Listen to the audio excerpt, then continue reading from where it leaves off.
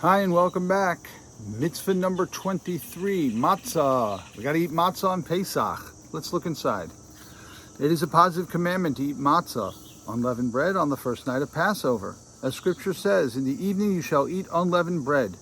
The matzah needs to be one of the 5 species of grain, which are wheat, barley, spelt, oats, and rye. Women also have the duty to eat matzah. We'll explain why in a moment, why that's mentioned. A young child who is able to eat, is to be trained to have an olive's amount. By the law of the sages, it is forbidden to eat matzah the day before Passover, so that the matzah will be eaten at night with appetite. We'll come back to this too. It is likewise a religious duty by the law of the sages to have moror and charoset, bitter herbs and, well, everybody's different recipe for charoset, on the night of Passover. Over the moror, it is necessary to say the benediction. Blessed are you, Hashem our God, sovereign of the world, who hallowed us with his mitzvos and commanded us on eating moror. Over the charoset, there is no need to say a benediction, any benediction at all. It is in effect everywhere for both man and woman. Welcome to the Seder. We're at the Seder and we need to eat matzah at the Seder. Let's go through some of these details. The matzah needs to be from one of the 5 grains, one of the 5 grains of species of grain: wheat, barley, spelt, oats, and rye. Nowadays, people who can't have gluten, they buy spelt matzahs. Women also have the duty to eat matzah. Now, this is significant. Why? Because this is a mitzvah which would appear to be a mitzvah which is generated by the arrival of a particular time, namely the first night of Passover.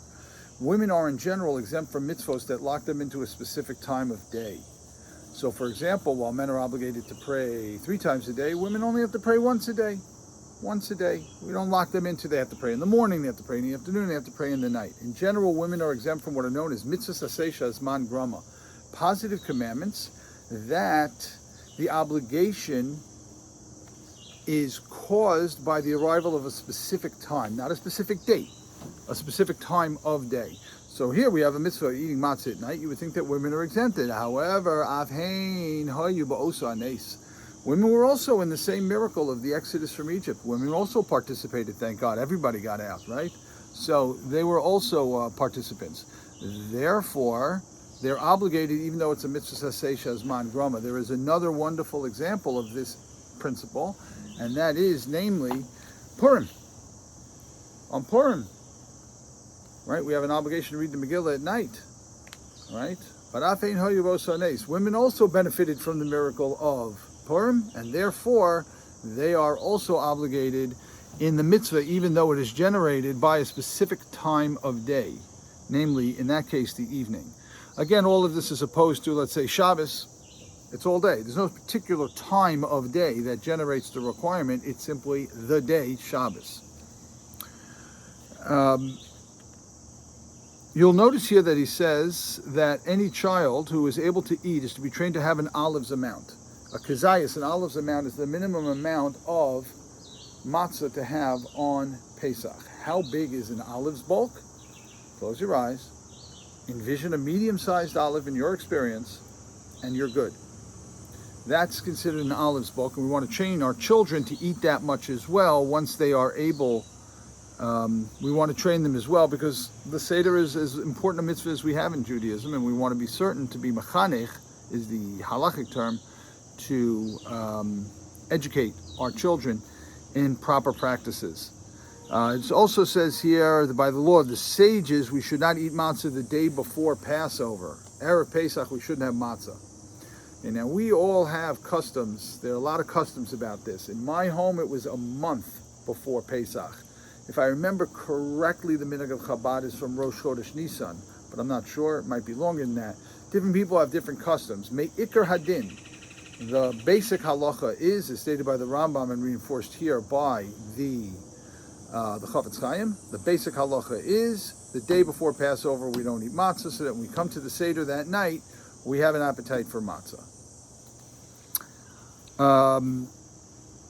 Furthermore, it's a religious duty. It's likewise a religious duty to have moror and charoset. Moror and charoset are not Torah commandments at our Seder.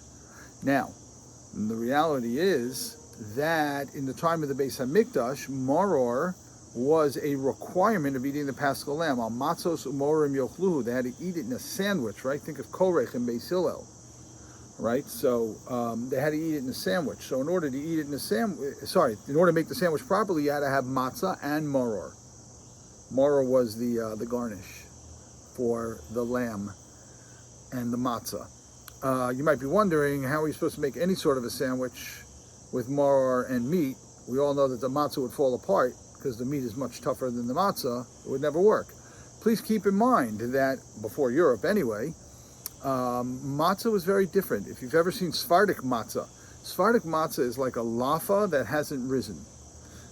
So you can roll it and put inside the maror and the charoset. You can put everything you want to inside and you roll it up, just like if you bought a laffa over at Le Brick or something, right? They'd put it inside and they'd roll it up, so that's what they would do. Our matzah is different and baked to a different standard. We have the matzah cracker type matzah as opposed to the roll it up soft matzah. Okay, that's mitzvah number 23. Our next mitzvah will be, it is a positive commandment to tell about the exodus from Egypt on the night of the 15th of Nisan.